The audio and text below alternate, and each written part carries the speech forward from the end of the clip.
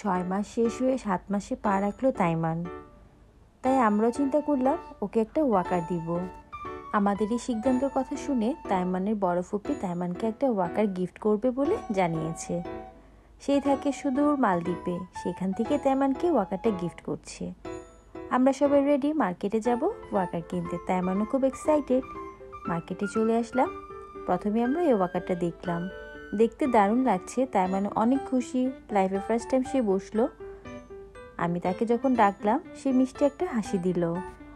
আরও একটা ওয়াকার দেখলাম, এটা কারোই পছন্দ হয়নি, শুধু ট্রায়াল দিলাম। তাইমানও এটাতে বসার পর একটু ভয় পাচ্ছে। তো প্রথমে যেটা দেখলাম ওই ওয়াকারটাই আমরা ফাইনালি নিয়ে নিলাম। এত ঠান্ডার মধ্যে চা খেলে কেমন হয় যে ভাবনা সেই চলে আসলাম।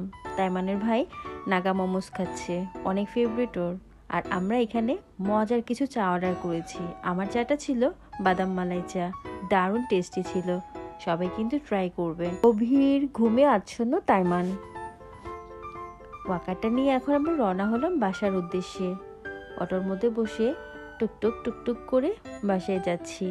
ওয়াকারটা বারবার দেখছি, মনে হচ্ছে যে কখন আমার বাচ্চা ওয়াকারে বসবে। ফাইনালি আমরা বাসার গেটের সামনে চলে আসলাম।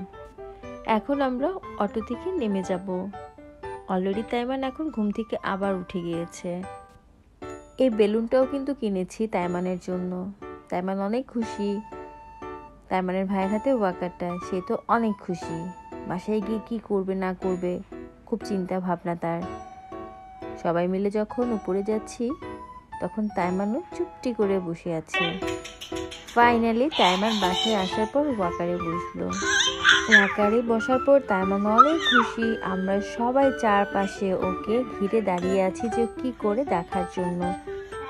অত ওয়াকারটা টেস্ট করবে, মানে খাওয়ার জন্য তার মধ্যে লালাও পড়ছে। ছোট মানুষ বলে কথা, সবকিছু আগে টেস্ট করতে হবে, দেখতেই পাচ্ছেন। এখন ওকে ওর মতো করে ছেড়ে দেওয়া হয়েছে স্বাধীনভাবে। ও নিজের ইচ্ছে মতো যে এইখানে ইচ্ছে সেইখানেই যাবে। সে কি করবে বুঝতেও পারছে না।